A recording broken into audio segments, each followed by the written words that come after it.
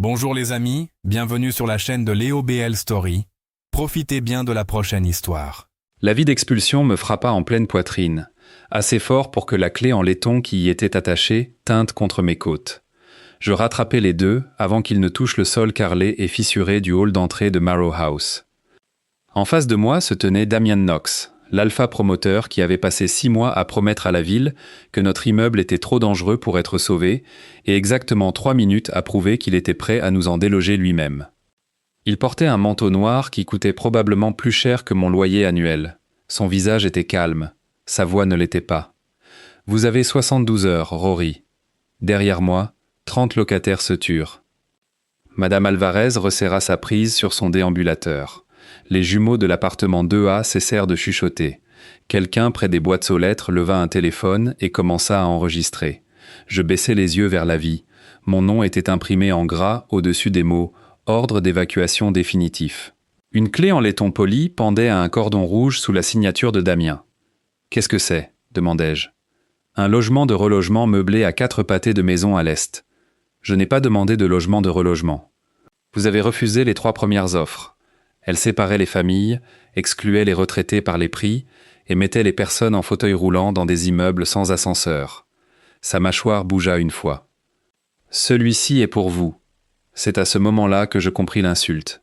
Les autres locataires avaient reçu des enveloppes. J'avais reçu une clé. Une offre privée. Une fuite discrète. Un oméga retiré du hall avant l'arrivée des caméras. Je m'avançai jusqu'à ce que la lisière de son odeur de cèdre et d'hiver presse contre le patch suppressif à la menthe poivrée sous mon col. Damien ne recula pas. Les alphas puissants le faisaient rarement. Ils s'attendaient à ce que les pièces se réorganisent autour de leur corps. Marrow House s'était réorganisé pour des hommes comme lui pendant près d'1 siècle. Je tins la clé entre nous. Vous êtes venu en personne parce que vous pensiez que je prendrais ceux-ci et que je les abandonnerais. Je suis venu en personne parce que la poutre de soutien ouest a échoué à une autre inspection.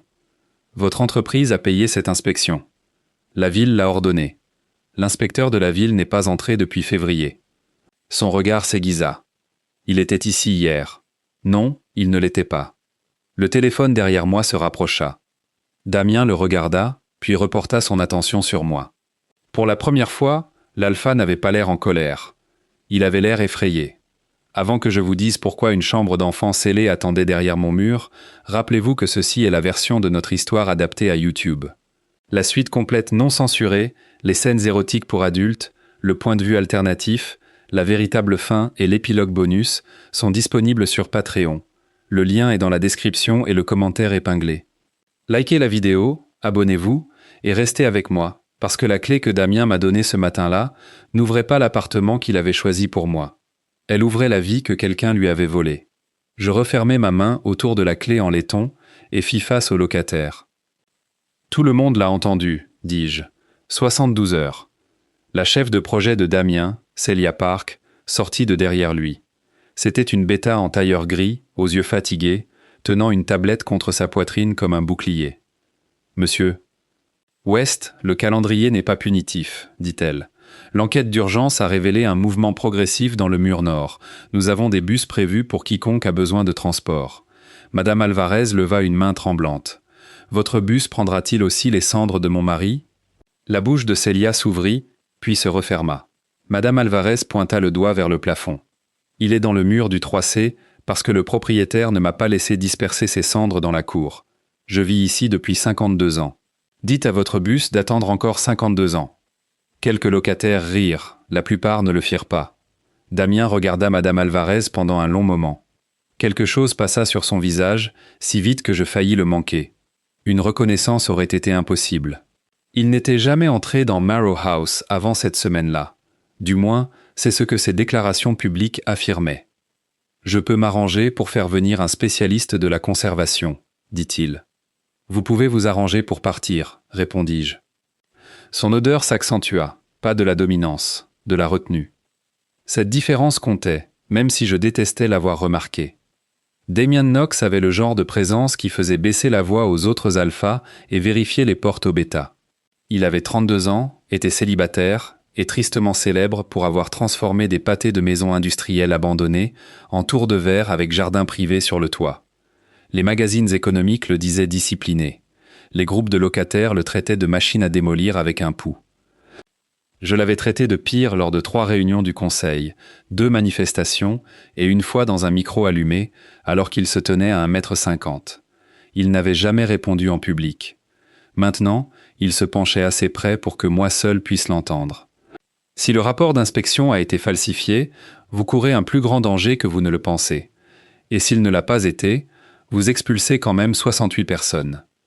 J'essaye de garder 68 personnes en vie. Alors prouvez-le. Les portes du hall s'ouvrirent avant qu'il ne puisse répondre. L'inspecteur municipal du logement, Jonah Reed, entra avec de la pluie sur les épaules et de la confusion sur le visage. C'était un bêta corpulent d'une 40aine d'années, connu pour porter 3 stylos et ne se fier à aucun d'eux. Je lui avais envoyé par courriel chaque rapport structurel soumis par Knox Urban Renewal. Il avait répondu à la plupart par des phrases uniques et des pièces jointes plus longues que mon bras. Jonah s'arrêta en voyant la foule. Pourquoi y a-t-il des avis d'expulsion ? Célia devint pâle. Damien se tourna vers lui. Vous avez signé l'enquête d'urgence hier. J'ai passé la journée d'hier à l'hôpital Sainte-Anne avec ma fille. Le silence s'abattit sur le hall. Le câble de l'ascenseur gémit quelque part au-dessus de nous. Puis mon téléphone vibra. Le message provenait d'un numéro inconnu. Ne les laissez pas ouvrir le mur de votre chambre. Je le lus 2 fois. Damien observait mon visage. Que s'est-il passé ? Rien. Le 2e message arriva avant que je puisse verrouiller l'écran. La pièce n'est pas vide. Je regardai vers le plafond fissuré, vers l'escalier menant à l'appartement 4B, et sentis la clé en laiton s'enfoncer dans ma paume. Damien tendit la main vers mon poignet, puis s'arrêta avant de me toucher. Rory. C'était la première fois qu'il utilisait mon prénom sans le faire sonner comme un problème juridique. Je glissai le téléphone dans ma poche. Vous avez 72 heures pour prouver que vous n'avez pas falsifié une inspection municipale. Je ne l'ai pas fait. Alors quelqu'un dans votre entreprise l'a fait. Son regard se porta sur Célia. Elle se raidit. Pas moi, dit-elle. Jonah tendit la main pour prendre l'avis. Je le lui donnai, mais je gardai la clé. Il parcourut la page de signature et jura doucement. Ce numéro d'autorisation appartient à une inspection de chaudière d'il y a 9 ans. La tablette de Célia faillit glisser. Damien prit le papier des mains de Jonah. Le calme qui l'avait rendu célèbre disparut ligne après ligne. « Qui avait accès au système de permis ?» demanda-t-il. « Mon bureau, votre équipe de conformité et le propriétaire, » dit Jonah. « Knox Urban Renewal est le propriétaire. »« Non, » répondit Jonah. « Votre entreprise est l'entrepreneur en démolition. Le propriétaire enregistré est toujours une fiducie de portefeuille. » Damien leva les yeux. « Quelle fiducie ?» Jonah croisa son regard. « North Star Family Holdings. » Ce nom ne me disait rien. Il disait quelque chose à Damien. Ses doigts se resserrèrent sur la vie jusqu'à ce que le papier se froisse sur sa signature. Célia murmura « C'est la fiducie privée de votre père. » Pendant un souffle, Damien resta parfaitement immobile. Puis il se tourna vers les portes d'entrée. « Annulez les bus. » Célia cligna des yeux. « Quoi ? » « Annulez toutes les actions de relogement jusqu'à ce que nous vérifions l'inspection. L'équipe de démolition est déjà sous contrat. Alors payez-les pour attendre. Votre père a signé la clause d'accélération. » Damien s'arrêta. La pression alpha dans le hall monta si soudainement que plusieurs personnes inspirèrent en même temps. Il ferma les yeux, la maîtrisa et baissa la voix. « Mon père ne dirige pas ce projet. » Célia le regarda avec quelque chose qui ressemblait à de la pitié. Il le dirige si la fiducie possède l'immeuble. Damien partit sans un mot de plus. J'aurais dû me sentir victorieux. Au lieu de cela, je me tenais au milieu du hall avec une clé qui n'était pas la mienne, 2 avertissements anonymes dans ma poche, et la première preuve claire que Damien Knox en savait moins sur Marrow House que moi. Cela aurait dû le rendre moins dangereux. Ce ne fut pas le cas. Cela le rendit imprévisible. 3 heures plus tard, Jonah scotcha un ordre de suspension orange vif sur les portes du hall. Aucune démolition ne pouvait commencer tant que la ville n'aurait pas vérifié le rapport structurel. Les locataires acclamèrent. Madame Alvarez embrassa Jonah sur la joue. Les jumeaux du 2A lancèrent un chant qui dura jusqu'à ce que le radiateur cogne assez fort pour les faire taire. Je montai seul à l'étage. L'appartement 4B était mon foyer depuis 7 ans. Il était petit, inégal, et imprégné en permanence d'une odeur de vieux plâtre, peu importe combien de fenêtres j'ouvrais. Le sol du salon s'inclinait vers le radiateur. Le robinet de la cuisine devait être tourné exactement à moitié, sinon il hurlait. Ma chambre partageait un mur épais avec une gaine technique abandonnée, d'après le plan de l'immeuble. D'après le message anonyme, elle partageait ce mur avec autre chose. Je me tins dans l'embrasure de la porte de la chambre et fixai le papier peint. Une fissure étroite courait de la plinthe au plafond derrière mon lit. Je l'avais mesurée chaque mois depuis l'hiver. Elle s'était élargie de 2 mm, ce qui était inquiétant mais pas catastrophique. Les rapports de Knox affirmaient que le mur entier s'était déplacé de près de 4 cm. J'éloignai mon lit du mur. Le sol sous un pied du lit racla quelque chose de métallique. Je m'accroupis. Coincée entre la plinthe et le sol se trouvait une minuscule perle de verre rouge. Elle ressemblait à une partie d'un bracelet d'enfant. Je ne l'avais jamais vue auparavant. L'odeur vint ensuite. Pas une personne, pas exactement. Du cèdre, du vieux papier et quelque chose de légèrement doux piégé derrière des décennies de poussière. Mes sens d'oméga n'étaient pas forts quand je portais des suppressifs, mais la mémoire olfactive n'exigeait pas de force. Elle fonctionnait comme la musique. Une seule note pouvait faire que le corps se souvienne de ce que l'esprit avait enfoui. Je touchai le mur. Une pulsation de malaise me traversa. Puis quelqu'un frappa à la porte de l'appartement. 3 coups fermes. Je sus qui c'était avant d'ouvrir. Damien se tenait dans le couloir sans son manteau. Ses manches de chemise blanche étaient roulées jusqu'aux avant-bras. La pluie assombrissait ses cheveux aux tempes. Il ressemblait moins au visage d'une société de développement valant des milliards qu'à un homme qui avait conduit trop vite pour atteindre un endroit qu'il ne comprenait pas.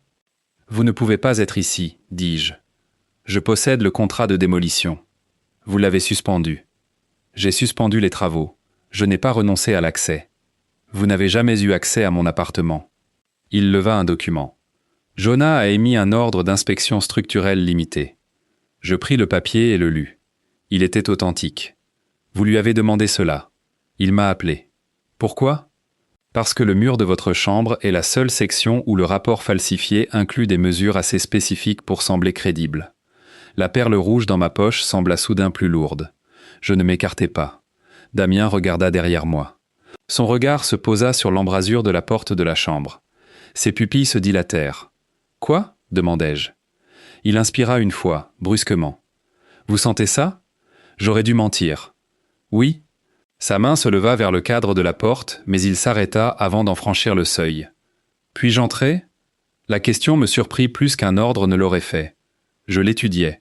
Son odeur était contrôlée, ses épaules rigides. Quoique ce qui attendait derrière mon mur l'avait atteint depuis le couloir. « Une seule pièce, dis-je. Je reste avec vous. Vous ne touchez à rien sans permission. Je suis d'accord. Et si les gens de votre père arrivent, ils n'entrent pas. » Son expression se durcit. « Ils n'entreront pas. » Je m'écartai.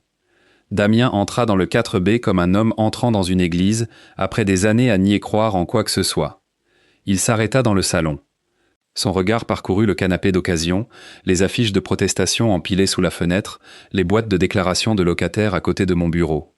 Quand il vit la bouilloire en équilibre sur un torchon plié pour l'empêcher de trembler, quelque chose comme de l'embarras traversa son visage. « C'est de cela que vous me relogiez, dis-je. Je sais à quoi ressemblent les logements.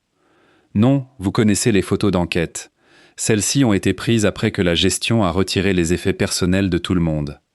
Je n'ai pas ordonné cela. Vous dites cela souvent. » Il me regarda. Je commence à comprendre pourquoi. Nous entrâmes dans la chambre. L'odeur était plus forte près de la fissure.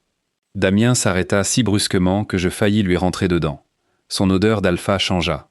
La note froide de cèdre s'ouvrit sur quelque chose de plus brut, portant de la peur, de la fumée et un chagrin trop vieux pour avoir un nom. Je reculai avant que mon corps ne confonde sa détresse avec une menace. Damien pressa sa paume contre le mur. « Il y avait des étoiles ici, avant, » murmura-t-il. Je le fixai. « Qu'avez-vous dit ?» Il cligna des yeux et retira sa main. « Je ne sais pas. Vous avez dit qu'il y avait des étoiles, avant. » Je me suis entendu. La fissure fit un léger cliquetis. De la poussière glissa du papier peint. Damien se tourna vers elle. J'attrapai son bras et le tirai en arrière, juste au moment où une bande de plâtre se détachait. Elle heurta le sol, là où sa chaussure s'était trouvée. Il baissa les yeux vers ma main autour de sa manche. Je le lâchai immédiatement. Instinct, dis-je. Je ne me plains pas. Un espace plus sombre s'était ouvert derrière le plâtre. Pas de briques, pas d'isolant, de la peinture bleue. La respiration de Damien s'arrêta. La partie exposée n'était pas plus grande que ma paume, mais quelqu'un y avait peint une étoile jaune. Une pointe restait visible sous le plâtre déchiré. Je regardai Damien. Il fixait l'étoile comme si elle avait parlé. « Va chercher Jonah, dis-je. » Damien ne bougea pas. Damien. Son nom le ramena à lui. Il sortit son téléphone, mais avant qu'il puisse appeler, un nouveau bruit s'éleva de l'intérieur du mur. Un faible bruit métallique de chute. Quelque chose roula à travers l'espace caché et heurta la plainte de l'autre côté. La clé en laiton dans ma poche se réchauffa contre ma peau. Damien me regarda. « Quelle clé as-tu gardée ? » ?»« Celle que tu as attachée à mon avis d'expulsion. »« Montre-moi. » J'hésitai, puis la tins sur ma paume. Il n'y toucha pas. Son visage perdit ses couleurs. Estampillés le long du côté étroit se trouvaient 2 minuscules caractères que je n'avais pas remarqués auparavant.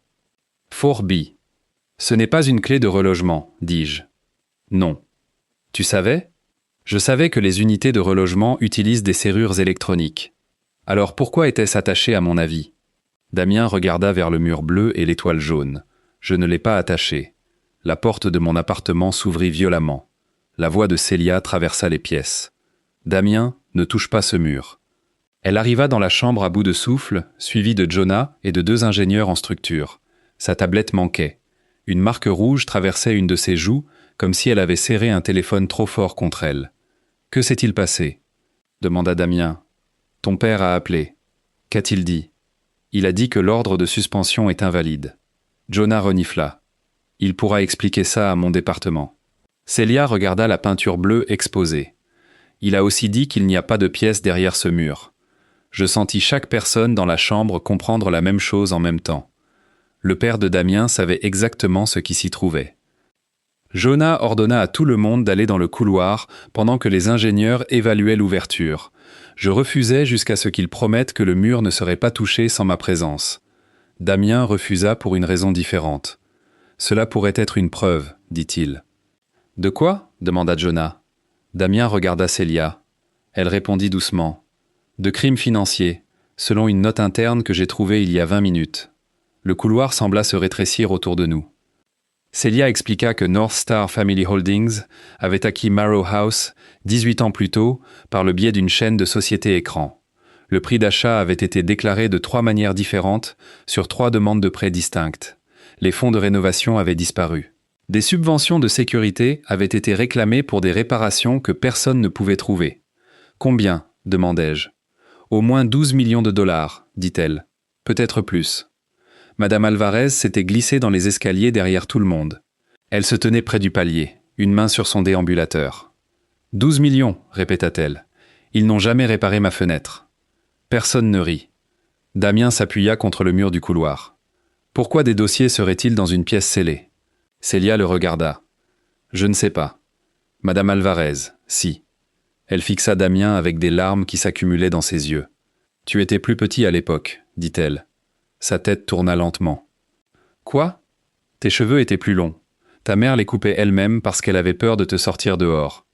L'odeur de Damien envahit le couloir avant qu'il ne puisse la contenir. Les ingénieurs reculèrent. Jonah leva une main apaisante. Mes instincts d'oméga me criaient de prendre mes distances avec l'alpha en détresse, mais Madame Alvarez s'approcha au contraire. Elle plongea la main dans la poche de son gilet et en sortit une photographie décolorée. Une jeune femme se tenait dans la cour de Marrow House, à côté d'un garçon d'environ 6 ans. Le visage de la femme était détourné de l'appareil. Le garçon tenait un fil rouge de perles de verre dans une main. Damien ne prit pas la photographie. Ce n'est pas moi. L'expression de Madame Alvarez se brisa. Ton nom était Milo Hart. Le couloir devint silencieux. Damien fixa le garçon sur l'image. Mon nom a toujours été Damian Knox. Non, dit Madame Alvarez. C'était le nom que ton père t'a donné après t'avoir repris. Les mots frappèrent plus fort que la vie d'expulsion ne l'avait fait. Damien regarda vers la peinture bleue derrière le mur de ma chambre. Puis il me regarda. « Ouvre-le. » Jonah s'interposa entre lui et la porte. Pas avant que nous documentions la structure. Mon père essaie de démolir ce bâtiment. Et si ce mur est porteur, l'ouvrir mal pourrait faire le travail à sa place. Le contrôle de Damien craqua sur les bords. Alors documentez plus vite. Son commandement d'Alpha emplit le couloir, pas dirigé contre une personne en particulier, mais assez puissant pour rendre les lumières trop vives. Je vis l'instant où il réalisa ce qu'il avait fait. Il recula et força la pression à redescendre. « Désolé, dit-il. » Jonah l'observa attentivement. « Nous commençons dans 1 heure. » Damien hocha la tête. Madame Alvarez tendit la photographie à nouveau. Cette fois, il la prit. Son pouce passa sur les perles rouges dans la main de l'enfant. Je plongeai la main dans ma poche et posai la perle unique que j'avais trouvée sur le rebord de fenêtre à côté de lui. Il la regarda. Quelque chose dans son visage céda. « Je me souviens que le fil s'est cassé, » murmura-t-il. Personne ne parla. Je me souviens d'avoir rampé sous un lit pour trouver les morceaux. Madame Alvarez couvrit sa bouche. Damien ferma les yeux. Je me souviens de quelqu'un qui frappait à la porte d'entrée. Son téléphone sonna. L'écran montrait Gideon Knox, son père. Damien répondit sur haut-parleur. « N'ouvre pas ce mur, » dit Gideon sans salutation. Damien me regarda en répondant. « Pourquoi ? Parce qu'il est instable. L'inspecteur municipal n'est pas d'accord. L'inspecteur municipal peut être remplacé. » Les sourcils de Jonah se levèrent. Gideon continua. « Tu confonds curiosité personnelle et jugement professionnel. Évacue le bâtiment. Termine la démolition. Nous discuterons de ta rébellion puérile après. » Le regard de Damien tomba sur la photographie dans sa main. « Mon nom était-il Milo Hart ?» Le silence répondit d'abord. Puis Gideon rit. C'était un son petit et méprisant. « Ta mère t'a rempli la tête de fantasmes quand elle était malade. » Mon nom était-il Milo Hart ? Tu es Damien Knox, tu es mon fils. Ne m'embarrasse pas devant des locataires et des fonctionnaires. Madame Alvarez s'approcha du téléphone. Tu aurais dû le laisser avec sa mère, dit-elle. Gideon cessa de respirer. Qui est-ce ? La femme qui a entendu Evelyne crier à travers les tuyaux de chauffage. L'appel prit fin. Damien baissa le téléphone. L'Alpha n'avait plus l'air froid. Il avait l'air d'avoir 6 ans. J'avais passé des mois à croire que l'homme le plus puissant de la pièce serait toujours celui qui tenait l'acte de propriété.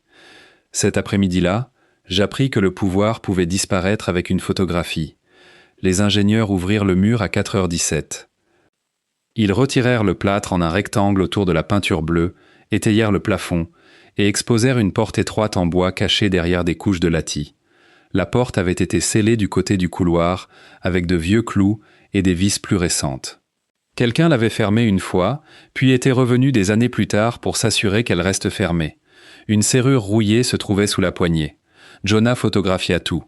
Célia enregistra les numéros de série des vis. Je tenais la clé en laiton. Damien se tenait à mon épaule, assez près pour que sa chaleur m'atteigne à travers ma chemise, mais pas assez pour que nous nous touchions. « Essaye, » dit Jonah. J'insérai la clé. Elle s'ajustait. La serrure résista d'abord. Je tournai plus fort, le métal grinça. Quelque part à l'intérieur de la pièce cachée, quelque chose bougea comme un soupir. La serrure s'ouvrit. La main de Damien se referma autour de mon poignet. Il me lâcha immédiatement. « Désolé. »« Tu peux t'accrocher » dis-je avant de comprendre pourquoi. Ses yeux rencontrèrent les miens. J'ajoutai. « Jusqu'à ce que la porte soit ouverte. » Il reprit mon poignet, avec précaution cette fois. Ses doigts étaient chauds. Sa prise n'était pas une possession. C'était une ancre. Je tournai la poignée. La porte s'ouvrit vers l'intérieur. La poussière roula sur nous en un nuage argenté. Au-delà se trouvait une chambre d'enfant pas plus large qu'un compartiment de train. Mur bleu. Étoile jaune. Un lit étroit avec une couverture verte décolorée. Une caisse en bois utilisée comme table de chevet. Des dessins au crayon épinglés en rangées, leur couleur adoucie par le temps. Un soleil avec trop de rayons. Un grand bâtiment avec des fenêtres rouges. 2 silhouettes se tenant la main sous les mots « Maman et Milo ». Et sur le mur du fond, écrit au crayon noir irrégulier, un nom. Damien Hart. Damien me lâcha. Il franchit le seuil. Le plancher grinça sous sa chaussure. « Ne touche à rien », avertit Jonah. Damien ne sembla pas l'entendre. Il marcha jusqu'au dessin le plus proche. Il montrait une femme aux cheveux foncés, un petit garçon, et une grande silhouette grise devant une porte rouge verrouillée. Le garçon s'était dessiné tenant une clé. Sous l'image se trouvaient 4 mots. Papa ne peut pas entrer. Damien leva une main tremblante, mais s'arrêta avant de toucher le papier. Ma mère m'a appris à dessiner des clés, dit-il. Madame Alvarez se tenait dans la chambre derrière nous, pleurant ouvertement maintenant. Elle t'a dit qu'une porte verrouillée n'était pas toujours une prison, dit-elle. Parfois c'était une protection. Damien fixa le dessin. Une lame de parquet céda sous son poids. Il tressaillit si violemment que son épaule heurta le mur. Je bougeai avant quiconque. J'entrai dans la pièce, attrapai son avant-bras et le tournai vers moi. « Regarde-moi. » Ses pupilles étaient largement dilatées. « Damien, regarde-moi. » Il se concentra sur mon visage. « Tu es dans Marrow House, dis-je. Tu as 32 ans. La porte est ouverte. Ton père n'est pas ici. » Sa respiration revint par morceaux. L'odeur de cèdre et de fumée m'enveloppa. Mon patch inhibiteur se réchauffa. Chaque instinct de mon corps enregistrait un alpha en souffrance, mais je ne m'approchai pas plus jusqu'à ce qu'il fasse le plus petit signe de tête. Puis, je posai ma paume contre sa poitrine. Son cœur martelait en dessous. « Doucement, dis-je. Respire avec moi. » Il le fit. Autour de nous, la pièce restait figée dans un autre siècle. Une respiration. 2, 3. Le puissant alpha promoteur qui était entré dans mon hall avec un avis d'expulsion se tenait dans une chambre d'enfant et apprenait que sa propre histoire avait été scellée derrière le mur d'un locataire oméga. Sa main couvrit la mienne. Pas pour l'emprisonner. Pour la tenir là. Puis Célia parla depuis l'embrasure de la porte. « Il y a une boîte métallique sous le lit. » Damien me lâcha. Jonah s'accroupit sans franchir le seuil et ordonna à un ingénieur de photographier la boîte avant de la déplacer. Elle était petite, verte et fermée par un cadenas à combinaison. Une bande de papier avait été collée sur le couvercle. Pour Milo quand il sera en sécurité. Damien lut les mots 2 fois. C'est l'écriture de ma mère. « Tu t'en souviens ?» demandai-je. « Non. » Sa voix se brisa. « J'ai des lettres d'elle. Mon père les gardait dans un coffre et me les a données quand j'ai eu 18 ans. Chacune disait qu'elle était partie parce qu'elle ne voulait pas de moi. » Madame Alvarez secoua la tête. « Elle est revenue te chercher. » Damien la regarda. « Alors où est-elle » Le chagrin de Madame Alvarez changea de forme. « Je ne sais pas. Célia, si. » Elle fixa la boîte métallique et dit « Il se pourrait que je sache. » Célia avait passé 9 ans à gérer les projets de Damien et 3 heures à fouiller les parties du système comptable de Knox Urban Renewal qu'elle n'avait jamais été autorisée à voir. Un paiement récurrent apparaissait chaque mois sous la catégorie Legacy Landscape Consulting. L'argent n'allait pas à un consultant. Il allait à une clinique résidentielle privée en dehors de la ville. Le nom de la patiente était Evelyn Hart. Damien sortit de mon appartement sans son manteau, son téléphone, ni la photographie. Je le rattrapai à la cage d'escalier. « Où vas-tu » ? « À la clinique. »« Tu ne peux pas conduire dans cet état. »« J'ai conduit dans pire. Tu viens de te souvenir de t'être caché de ton père derrière une porte verrouillée. » Sa main se serra sur la rampe. « Ne m'analyse pas. Je ne le fais pas. Je t'empêche d'enrouler une voiture coûteuse autour d'un lampadaire. » Il se tourna. L'alpha dans son expression était de retour, froid et poli, mais j'avais vu l'enfant effrayé en dessous maintenant. Le masque ne fonctionnait plus sur moi. « Pousse-toi, Rory. » « Non. » Le mot resta suspendu entre nous. Son odeur s'avança, puis s'arrêta au bord de mon espace. Il aurait pu utiliser le commandement. Il ne le fit pas. « Tu n'es pas responsable de moi, dit-il. »« C'est vrai. Alors pousse-toi. Je suis responsable des 68 personnes que ton père essaye peut-être d'enterrer sous ce bâtiment.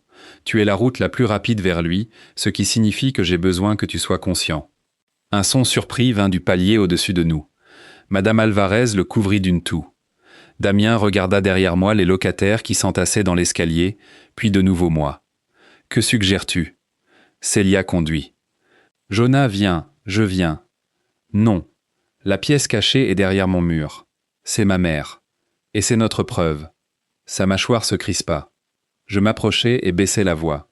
« Tu n'as pas à lui faire face seul. » Pendant un instant, il parut plus en colère contre la gentillesse qu'il ne l'avait été contre aucune insulte. Puis il détourna le regard. « Célia conduit, dit-il. Jonah reste avec la pièce. Tu viens parce que tu es trop têtu pour rester derrière. J'accepte cette formulation. » Nous quittâmes Marrow House 20 minutes plus tard. Jonah posta 2 agents municipaux devant l'appartement 4B et scella la chambre avec du ruban de scène de crime. Madame Alvarez prit la garde de la photographie après que Damien lui eut demandé de la garder en sécurité. La boîte verte resta à l'intérieur de la pièce cachée parce que la déplacer avant l'arrivée d'un technicien de preuve pourrait compromettre ce qui se trouvait à l'intérieur. Célia conduisait la voiture de Damien. Je m'assis à l'arrière avec lui. Ni l'un ni l'autre ne mentionnâmes que cette disposition plaçait un oméga à côté d'un alpha en détresse dans un espace saturé de cuir, de cèdre et de la légère note métallique de la peur. J'ouvris la fenêtre de 5 centimètres. Damien le remarqua. « Est-ce que mon odeur te dérange ? Elle est forte. Je peux m'asseoir devant. Ce n'est pas nécessaire. Si tu es mal à l'aise. » Le simple respect dans sa réponse me déstabilisa. « Je te dirai si j'ai besoin d'espace, dis-je. » Il hocha la tête et se rapprocha quand même de la portière opposée. Célia nous observait dans le rétroviseur. Je haussai un sourcil. Elle reporta son attention sur la route. La clinique se dressait sur une colline boisée, au-delà des banlieues nord. Elle ressemblait moins à un hôpital qu'à un hôtel privé, conçu pour faire oublier aux familles riches pourquoi elles y avaient envoyé quelqu'un. Le lierre grimpait sur les murs de pierre. Les fenêtres reflétaient les nuages du soir. Un panneau discret identifiait la propriété comme la résidence de convalescence Astor House. À l'accueil, une infirmière demanda une pièce d'identité à Damien. Il posa son permis sur le bureau. L'infirmière lut le nom et se figea. « Je dois appeler le directeur. J'ai besoin de voir Evelyn Hart. »« Monsieur Knox, son dossier comporte des restrictions. »« Placé par qui ?» L'infirmière jeta un coup d'œil à moi et à Célia. « Votre bureau familial. » La voix de Damien baissa. « Je suis la famille. Pas selon la liste des contacts autorisés. » Célia s'avança. « Qui est sur la liste ?» L'infirmière regarda l'écran. « Gideon Knox et le conseil juridique privé de Knox. » Damien posa les 2 paumes sur le bureau. Le bois craqua. « Appelez votre directeur. » L'infirmière tendit la main vers le téléphone. Je touchai le coude de Damien. Il me regarda. « Ne donne pas à ton père des images de toi menaçant le personnel médical, dis-je. Je ne menace personne. » L'infirmière tenait le combiné à mi-chemin de son oreille. Je lui lançai un regard. Damien se redressa. « S'il vous plaît, appelez votre directeur, » dit-il. L'infirmière composa le numéro plus vite. Nous attendîmes 23 minutes dans un salon vitré, tandis qu'un orage se formait au-delà des collines. Damien ne s'assit pas. Il marcha d'une fenêtre à l'autre, la photo sur son téléphone agrandit jusqu'à ce que les pixels deviennent flous. Célia me tendit un gobelet en carton de thé. « Je ne savais pas, » murmura-t-elle. « À propos de sa mère, rien de tout cela. Tu savais que son père possédait la fiducie. Je l'ai appris aujourd'hui. Tu as signé les contrats de relocalisation. » Sa bouche se pinça. « Oui, des gens allaient perdre leur maison. Je croyais que le bâtiment était dangereux. Tu n'as pas vérifié. » J'ai vérifié chaque rapport que le département juridique de Damien m'a donné. Ce n'est pas la même chose. Elle absorba l'accusation au lieu de se défendre. « Non, dit-elle, ce n'est pas la même chose. » Avant que je puisse répondre, le directeur de la clinique entra avec 2 agents de sécurité et une femme en cardigan crème. La femme était mince, aux cheveux argentés et peut-être âgée de 60 ans. Elle marchait lentement, mais pas faiblement. Ses yeux passèrent sur Célia, puis sur moi, puis atteignirent Damien. Elle s'arrêta. Le gobelet en carton s'écrasa dans ma main. Damien se tenait debout à l'autre bout de la pièce, incapable de bouger. La femme leva une main à sa bouche. « Milo », murmura-t-elle. Il tressaillit. L'orage éclata contre les fenêtres. La pluie frappa le verre comme du gravier jeté. Damien traversa la pièce en 4 pas, puis s'arrêta à une longueur de bras d'aile. « Mon nom est Damien. » Les larmes emplirent ses yeux. « C'est le nom que je t'ai donné aussi. » Son souffle trembla. « Pourquoi m'as-tu quitté ? » ?»« Je ne l'ai pas fait. »« Tu as signé des lettres ? » ?»« Non. »« Tu disais que tu en avais assez de te cacher. Tu disais que je te rappelais lui. » Le visage d'Evelyn s'effondra. « Je t'ai écrit chaque semaine pendant 12 ans. » Damien sortit son téléphone et ouvrit une photo de l'une des lettres qu'il avait gardées. Evelyn lut les premières lignes et secoua la tête. « Ce n'est pas mon écriture. Elle correspond à la boîte dans la chambre. J'ai écrit l'étiquette sur la boîte de la main gauche parce que ton père m'a cassé 2 doigts de la droite. » Le directeur de la clinique fit un petit mouvement vers elle. Evelyn l'écarta d'un geste. Damien fixa ses mains. Damien fixa ses mains. « Tu es revenu me chercher ? 3 fois. Madame Alvarez l'a dit. Je suis arrivé au bâtiment la première fois, mais Gideon avait des hommes qui le surveillaient. La deuxième fois, l'appartement était scellé. La troisième fois, il t'avait déclaré sous sa garde exclusive et avait dit au tribunal que j'étais instable. Tu es dans une clinique de convalescence. Je suis dans une prison privée qu'il appelle un traitement. Les agents de sécurité s'agitèrent. Le directeur pâlit. Evelyn le regarda. Vous pouvez cesser de faire semblant. Mon fils est enfin là. Le directeur commença à expliquer les accords de soins volontaires, la résidence financée par la fiducie et les protections des patients. Célia demanda des copies. Il refusa. Damien appela son avocat. L'avocat ne répondit pas. Puis le téléphone de Damien sonna. Encore Gideon. Cette fois, Damien refusa l'appel. Un message apparut. « Laisse-la là-bas, ou Marrow House s'écroule ce soir. » Je le lus par-dessus son épaule. « Peut-il faire cela ?» demanda Evelyn. Célia appelait déjà Jonah. La suspension municipale devrait l'empêcher. « Devrait ?» répétai-je. La fiducie peut demander une dérogation d'urgence s'il y a un effondrement imminent, sur la base de l'inspection falsifiée. S'il trouve un juge prêt à signer avant que Jonah ne dépose sa contestation. Damien se tourna vers moi. « Appelle les locataires. » Je composais déjà le numéro de Madame Alvarez. Elle répondit à la première sonnerie. « Rory, il y a des camions dehors. » Mon sang se glaça. « Quel genre de camion ?»« De démolition. » En arrière-plan, quelqu'un cria. Un klaxon retentit. Les jumeaux scandaient de nouveau, mais cette fois le son portait la panique. « Rassemblez tout le monde dans la cour, dis-je. Personne ne reste près du mur nord. Personne n'affronte l'équipe seule. Nous ne partons pas. Je sais, allez dans la cour quand même. » Damien tendit la main vers le téléphone. Je le lui donnai. « Madame Alvarez, dit-il, mettez-moi sur haut-parleur. » Une seconde plus tard, sa voix emplit le hall du bâtiment qu'il avait prévu de détruire. Ici Damien Knox. Aucune démolition n'est autorisée. Toute équipe prétendant le contraire agit illégalement. Éloignez-vous des murs extérieurs et attendez les agents municipaux. Un homme cria à travers le téléphone. « Votre nom est sur l'ordre. » Le visage de Damien se durcit. « Alors mon nom a été falsifié 2 fois aujourd'hui. » Célia termina son appel. Jonah dit que les agents au 4B ont été réaffectés il y a 10 minutes. « Par qui ?» demandai-je. « Il ne sait pas. » Damien me tendit le téléphone. « Nous y retournons. » Evelyn attrapa sa manche. Il se tourna. Elle le regarda avec 26 ans de temps volés entre eux. « La boîte, dit-elle.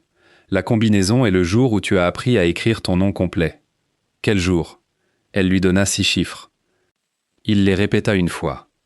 Evelyn tendit la main vers son visage, puis s'arrêta avant de le toucher. La ressemblance entre eux devint insoutenable dans ce geste. Tous les deux demandaient la permission, même quand le chagrin les déchirait. Damien se pencha en avant jusqu'à ce que sa paume rencontre sa joue. Ses yeux se fermèrent. « Je dois sauver le bâtiment, dit-il. »« Non, répondit-elle. Tu dois sauver les gens. Le bâtiment est l'endroit où la vérité t'attendait. » Il ouvrit les yeux et me regarda. « Nous ferons les deux. » Le trajet de retour prit la moitié du temps normal. Célia appela la police, le bureau du maire, 3 avocats et chaque membre de l'équipe de direction de Damien. Personne ne put expliquer comment une dérogation de démolition portant la signature numérique de Damien était parvenue à l'entrepreneur. J'appelai chaque capitaine d'étage des locataires. La cour se remplit. Jonah arriva et bloqua la première excavatrice avec son véhicule municipal. Des journalistes locaux se rassemblèrent parce que l'un des jumeaux avait diffusé l'affrontement en ligne. Au moment où nous tournâmes dans Marrow Street, des lumières bleues peignaient la pluie. L'équipe de démolition avait étendu un bras hydraulique vers la face nord du bâtiment. « Rory West, me dis-je, ne cours pas vers la machinerie lourde. » Je courus vers la machinerie lourde. Damien me rattrapa par la taille avant que je ne franchisse le ruban de police. « Lâche-moi. » Le mur est instable. Mes gens sont à l'intérieur. Ils sont dans la cour. Madame Alvarez est retournée chercher la photo. Sa prise changea instantanément. Comment le sais-tu ? Je peux voir la lumière de sa fenêtre. L'appartement 3C brillait au-dessus de la rue. Damien jura et tendit son téléphone à Célia. « Arrête la machine. »« J'essaye. » Il me regarda. « Toi, tu restes ici. »« Non. »« Rory. » Elle me fait confiance. Et je connais le plan intérieur. Tu connais le plan d'arpentage. Son expression changea. Il détestait que j'aie raison. Jonah se fraya un chemin à travers le ruban. L'opérateur de l'excavatrice dit qu'il a un ordre direct de Gideon Knox. La bouche de Damien devint une ligne droite. Arrêtez l'opérateur s'il bouge. Je n'ai pas l'autorité d'arrestation. Alors empruntez quelqu'un qui l'a. Le bras hydraulique gémit. Nous levâmes tous les deux les yeux. Une section de corniche se détacha et s'écrasa sur le trottoir. Les gens crièrent. Damien me tira contre sa poitrine, tournant son corps au-dessus du mien alors que des fragments frappaient le pavé. La poussière et la pluie emplirent l'air. Sa main couvrit l'arrière de ma tête. La protection instinctive était totale, mais dès que les débris cessèrent, il me relâcha assez pour scruter mon visage. « Es-tu blessé ? » ?»« Non. »« Dis-moi la vérité. »« Je ne suis pas blessé. » Son odeur m'entourait, le cèdre déchiré par la terreur. Mes instincts d'oméga répondirent, avant que mon esprit n'approuve, s'apaisant sous l'abri de lui. Je détestais à quel point cela semblait sûr. Je détestais encore plus qu'il le remarque. Ses yeux s'assombrirent, mais il recula. « Le consentement ne disparaît pas parce que nous sommes effrayés, » dit-il doucement. La phrase frappa quelque part au plus profond. Je sais. Je me le rappelle à moi-même. Puis il se tourna et courut dans Marrow House avec moi à ses côtés. Nous trouvâmes Madame Alvarez sur le palier du 3e étage, agrippant la photo d'une main et son déambulateur de l'autre. Une bande de plafond tombée bloquait les escaliers en dessous d'elle. « Vous avez désobéi à Rory, dit Damien. » Elle eut l'air offensée. « J'ai 81 ans, j'ai gagné le droit. » Un autre impact secoua le bâtiment. Damien s'accroupit devant elle. « Puis-je vous porter ?» Elle le fixa. « Vous avez demandé. »« Oui.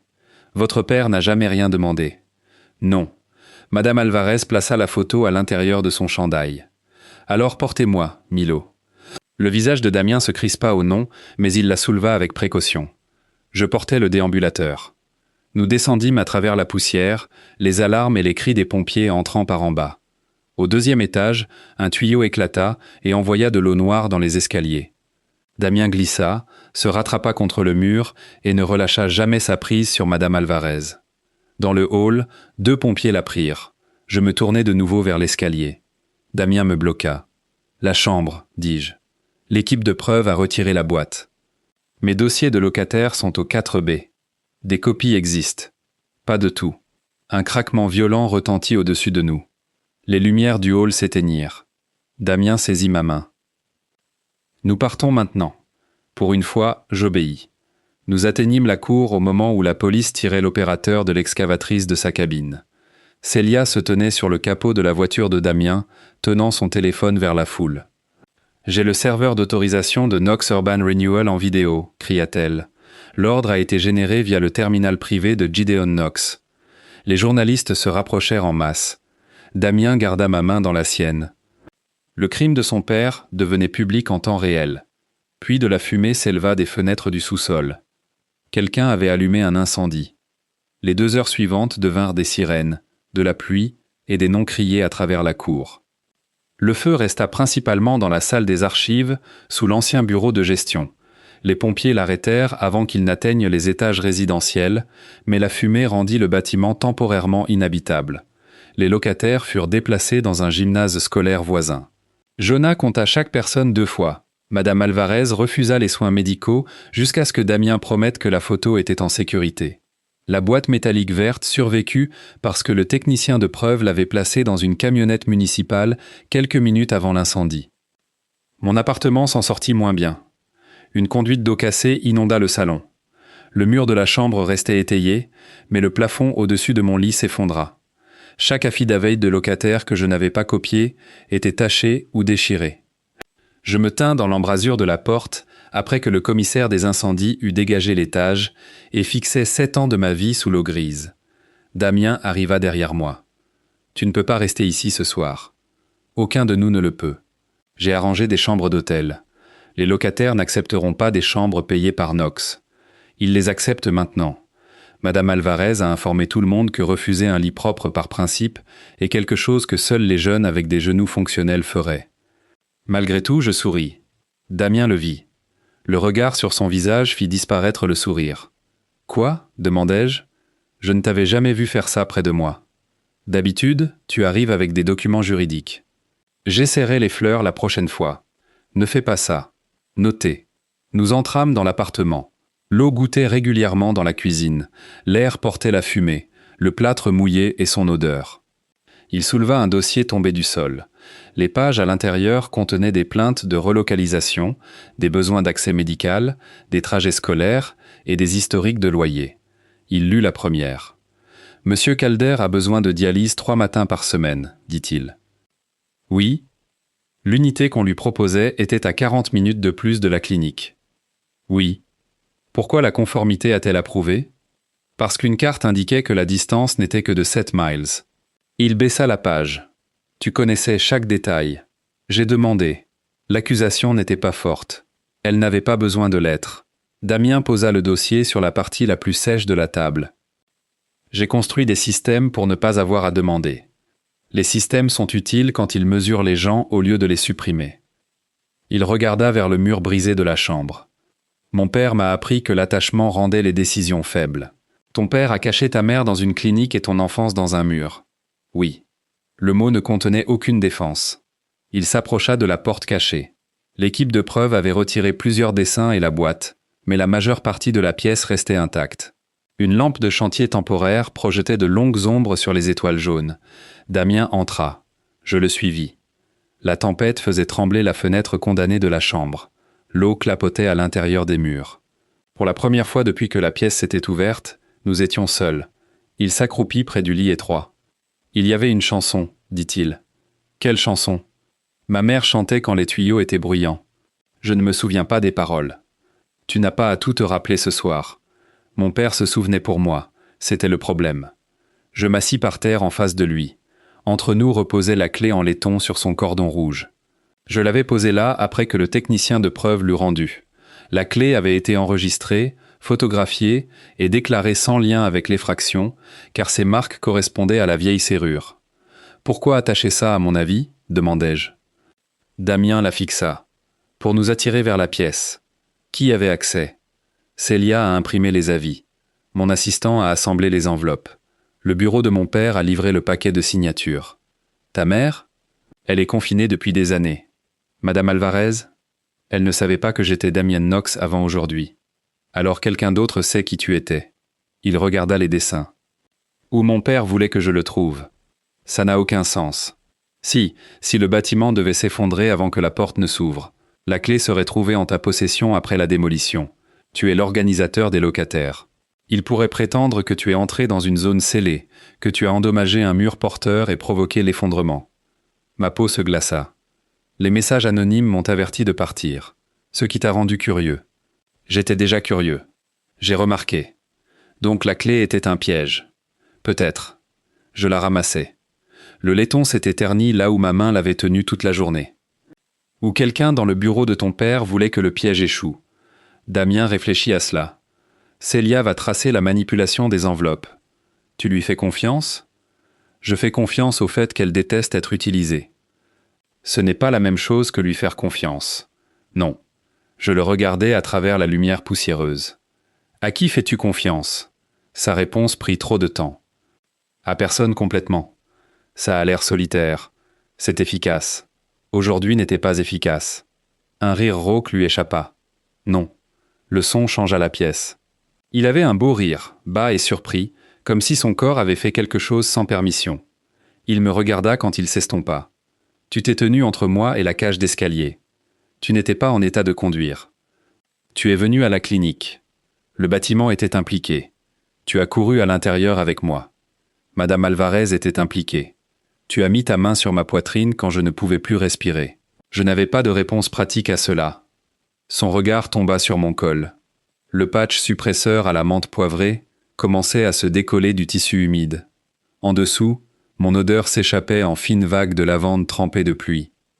Les doigts de Damien se serrèrent contre son genou. Il ne se rapprocha pas. « Ton patch est en train de lâcher, dit-il. Je sais. En as-tu un autre ? Dans la salle de bain. Probablement sous l'eau. Je vais le trouver. » Il se leva trop vite. La petite pièce le força à quelques centimètres de moi. Mon corps réagit à la chaleur soudaine, à l'odeur alpha et au danger auquel nous avions survécu. Un pouls bougea sous ma peau. Pas les chaleurs. Pas encore. Le stress pouvait percer les suppresseurs sans devenir plus, mais la biologie oméga ne se souciait pas des distinctions pratiques. Damien s'immobilisa. « Dis-moi ce dont tu as besoin, dit-il. »« D'espace. » Il recula immédiatement et heurta le cadre du lit. Le ridicule de la chose me fit presque rire à nouveau. Pas autant. Ses yeux se levèrent. Je pouvais entendre la tempête. Je pouvais entendre l'eau goutter dans mon appartement en ruine. Je pouvais entendre sa respiration contrôlée. Damien. Oui. As-tu jamais eu l'intention de nous entendre ? La question le surprit. Quand tu as commencé le projet, précisai-je, as-tu jamais eu l'intention d'entendre ce que les locataires voulaient ? Il regarda vers la porte, vers les dossiers flottants dans l'eau sale. Non. L'honnêteté fit plus mal qu'une excuse. J'avais l'intention de rendre la transition moins dommageable, continua-t-il. Je croyais que le résultat était fixé.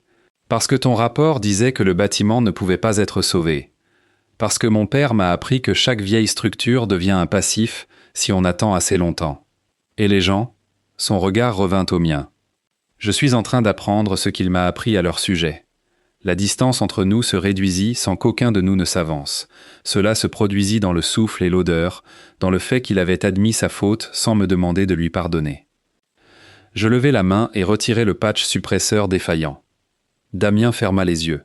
« Dois-je partir ? » ?»« Non. »« Es-tu certain ? » ?»« Non. » Il ouvrit les yeux.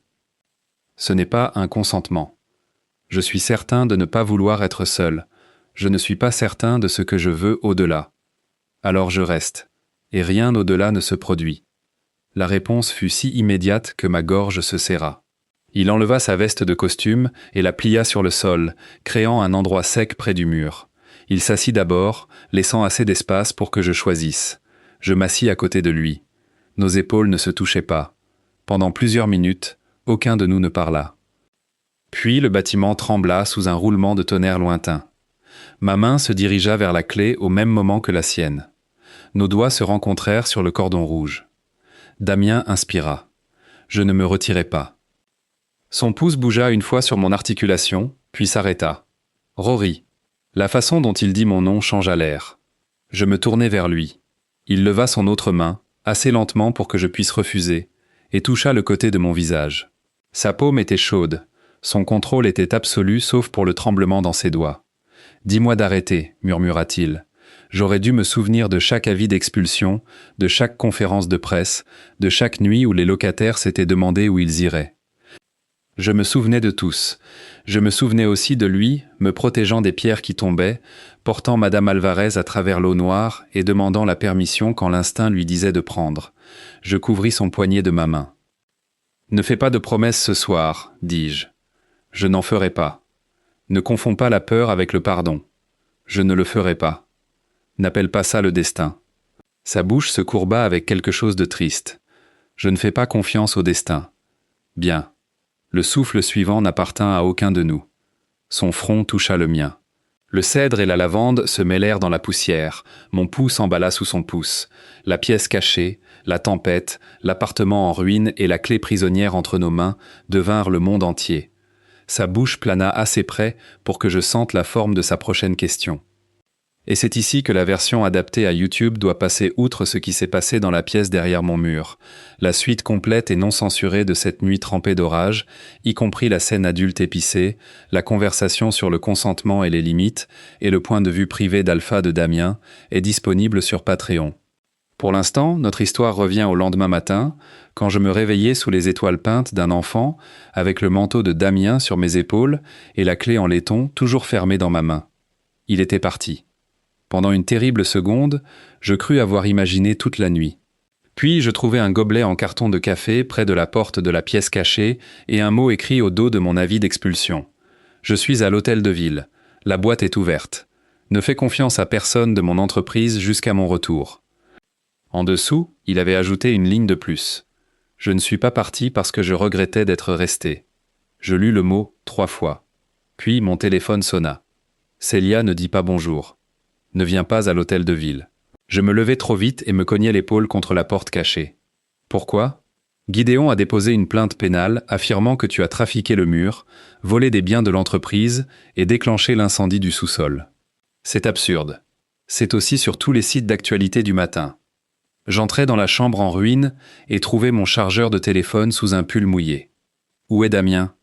Dans une audience d'urgence. Les avocats de son père soutiennent qu'il est mentalement inapte à contrôler Knox Urban Renewal à cause d'un épisode traumatique dont des employés ont été témoins. La cruauté de la chose était si précise que j'en admirais presque l'ingénierie. Gideon avait transformé le souvenir retrouvé de Damien en arme commerciale et mon organisation de locataires en mobile criminel. Qu'y avait-il dans la boîte ? Célia se tue. Célia. Des registres hypothécaires originaux. Des bordereaux de transfert d'argent. Des photographies de blessures qu'Evelyne a documentées. Un enregistrement sur cassette. Et un acte de propriété. Quel acte de propriété ? Le premier. Je serrai le bord de la commode. Le premier avant quoi ? Avant que North Star n'acquiert le bâtiment. Marrow House était détenu par une fiducie de résidents. Evelyne était la comptable bénévole de la fiducie. Gideon a falsifié les documents de dissolution après l'avoir forcé à partir.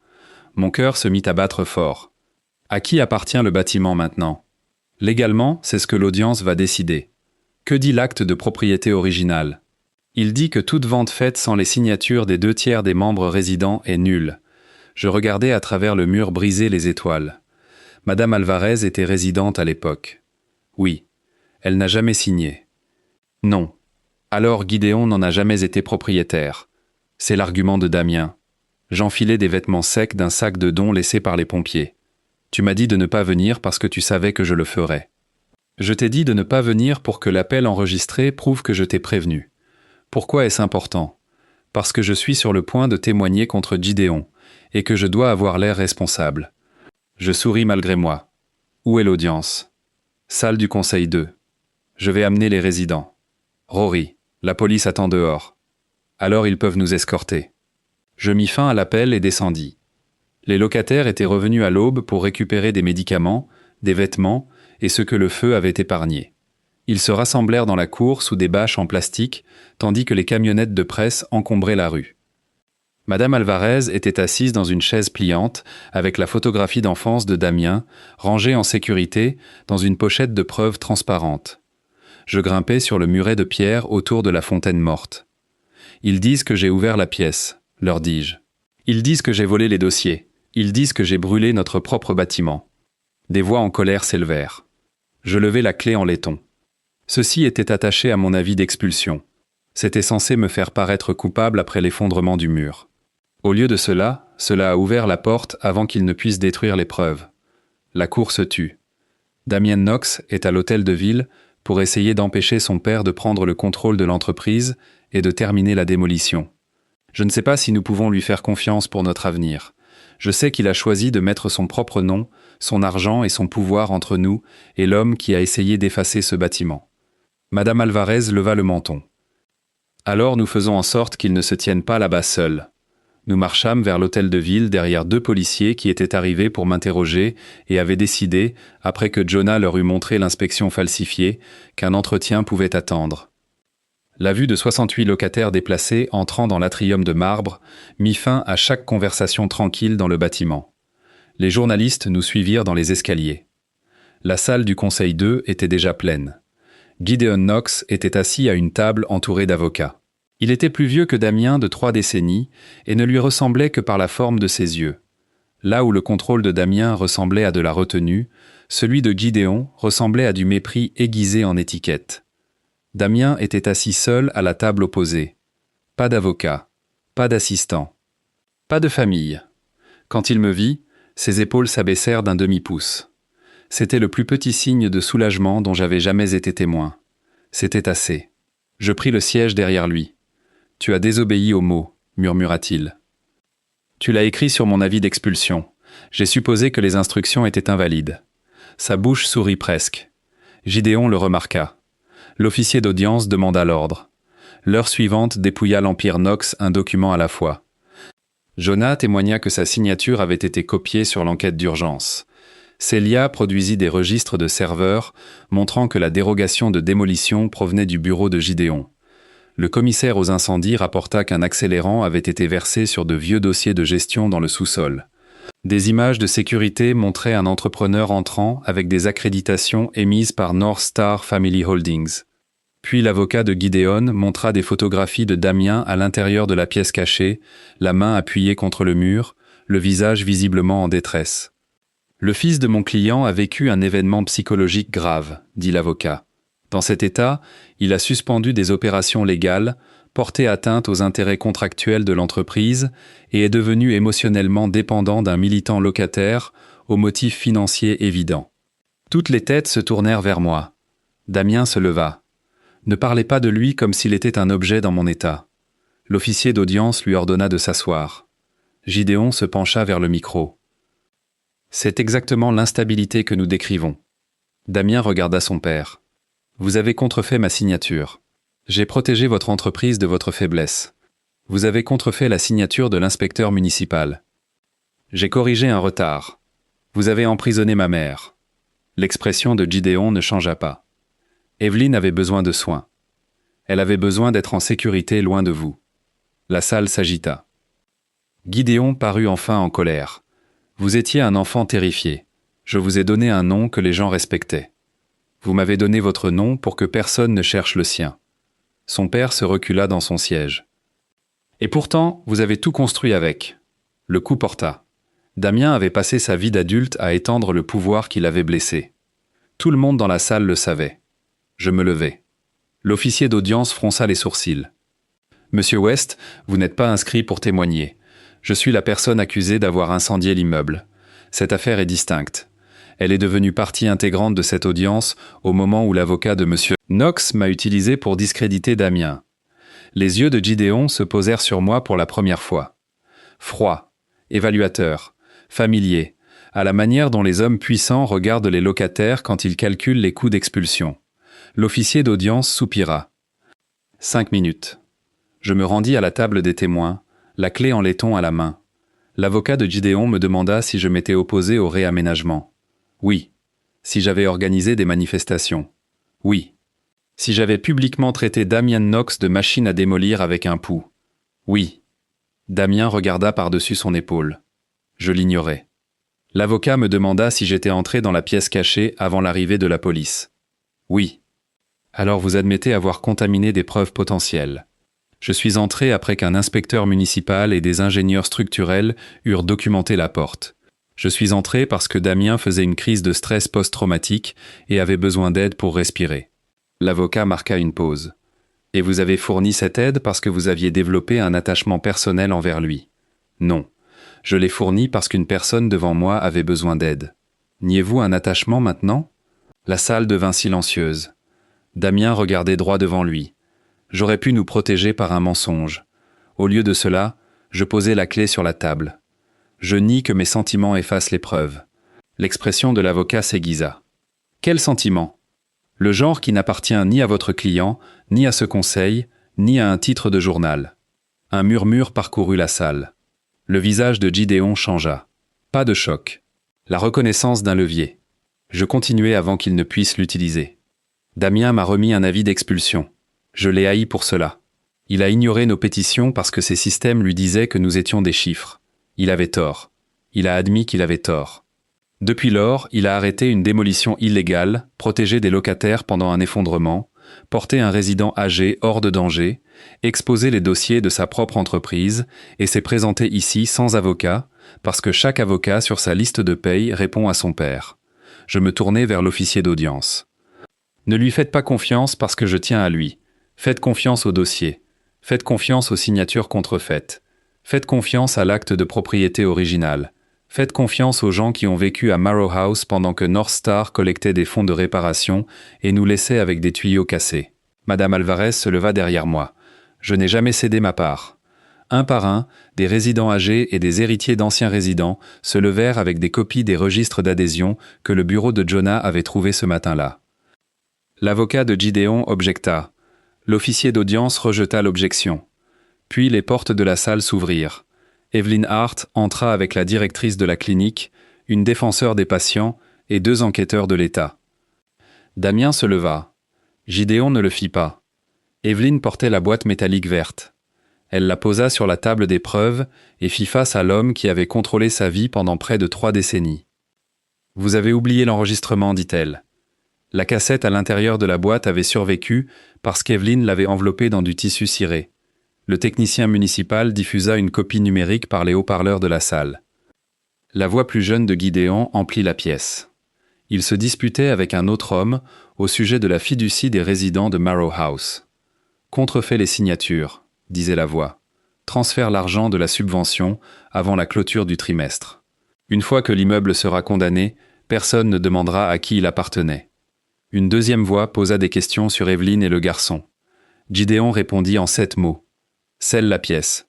Je m'occuperai d'eux. » Damien ferma les yeux. Evelyn tendit la main vers la sienne. Cette fois, il prit la sienne avant qu'elle n'ait à le demander. L'officier d'audience suspendit toute autorisation de démolition, renvoya la fraude à la propriété au procureur de l'État et gela l'intérêt de North Star dans la propriété. Le conseil d'administration de Knox Urban Renewal vota à distance pour retirer Gideon de tout rôle dans l'entreprise après que Celia leur eut envoyé les preuves du serveur et menacé de les divulguer publiquement. Des policiers s'approchèrent de la table de Gideon. Il se leva lentement. Son regard passa sur Evelyn, Damien et finalement moi. « Vous pensez qu'un immeuble fait de vous une famille ?» demanda-t-il. Madame Alvarez répondit depuis la galerie. « Non. Survivre à des hommes comme vous, oui. » Les officiers l'emmenèrent dehors tandis que la salle éclatait. Les journalistes criaient des questions. Les locataires pleuraient. Celia s'assit lourdement et se couvrit le visage.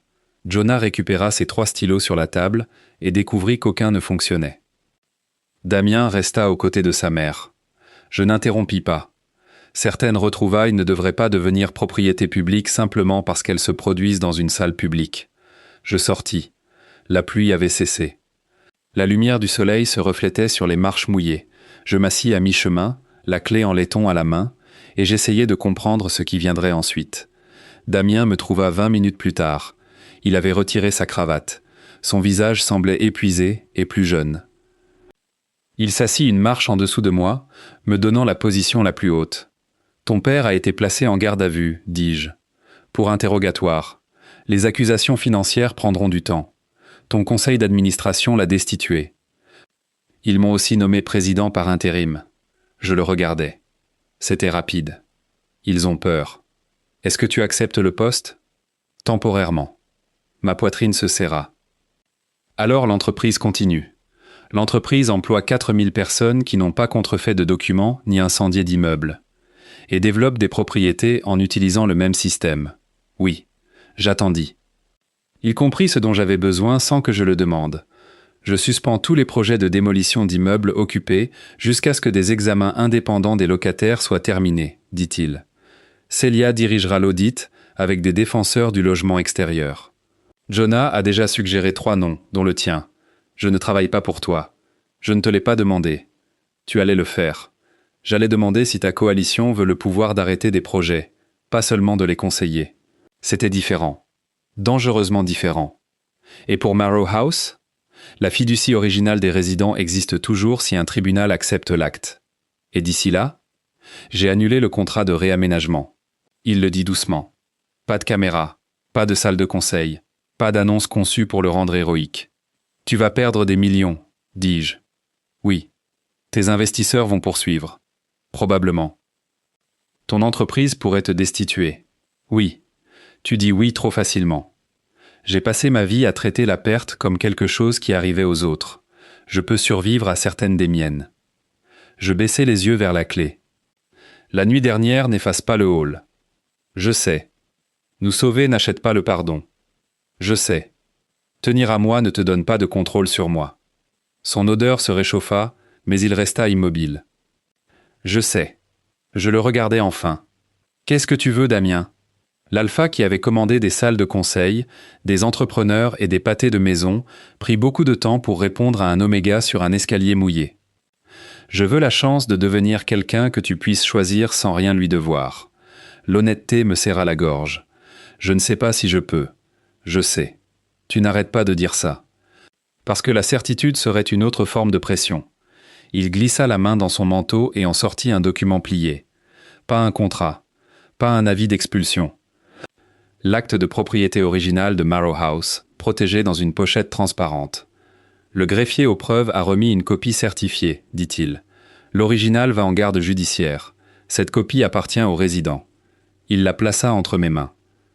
Au bas se trouvaient des signatures estompées, dont Elena Alvarez, Evelyn Hart et des dizaines de personnes dont les noms vivaient encore sur des boîtes aux lettres, des plaques commémoratives et des registres de loyer. La fiducie a besoin d'un gardien temporaire, dit Damien. Madame Alvarez t'a nommé. Chaque résident présent a signé. Je le fixai. Tu as arrangé ça en 20 minutes ? Madame Alvarez l'a arrangé en 6. Cela semblait vrai. Qu'advient-il de ton intérêt ? Si le tribunal valide la fiducie des résidents, ma famille n'a jamais possédé Marrow House. Knox Urban Renewal financera la stabilisation à titre de restitution, sans prendre de participation. Et si le tribunal ne le fait pas ? Il regarda l'acte dans mes mains. Alors je transfère chaque intérêt que je contrôle au locataire pour $1. L'intérêt amoureux puissant dans les histoires était censé offrir à l'Oméga un penthouse, un titre ou une vie protégée. Damien m'offrit le pouvoir de lui dire non. Ce fut le premier cadeau auquel je crus. Nous retournâmes à Marrow House au coucher du soleil. Les pompiers avaient dégagé la cour, mais les étages résidentiels restaient fermés jusqu'à ce que les ingénieurs terminent les nouveaux supports. Les locataires se rassemblèrent derrière la clôture avec des bougies, de la nourriture et des chaises pliantes. Quelqu'un avait suspendu un drap entre 2 arbres et y projetait des photographies de l'histoire de l'immeuble. Des enfants jouant sous les escaliers de secours. Des mariages dans la cour. Madame Alvarez aux côtés de son mari. Evelyne tenant un petit garçon avec des perles rouges autour du poignet. Damien s'arrêta devant cette image. Sa mère se tenait de son autre côté. Elle t'appelait Damien quand elle ne se cachait pas, dis-je. Evelyne hocha la tête. Milo était le nom sur les papiers d'urgence. Damien était le sien. Il la regarda. Mon père m'a dit que tu avais inventé Milo parce que tu étais confuse. J'ai inventé Milo parce que j'avais peur. Je t'ai donné Damien parce que j'espérais qu'un jour tu ne le serais pas. Madame Alvarez nous rejoignit avec son déambulateur. Vous pourrez discuter des noms après le dîner. La soupe refroidit. Damien rit. Cette fois, il n'eut pas l'air surpris par le son.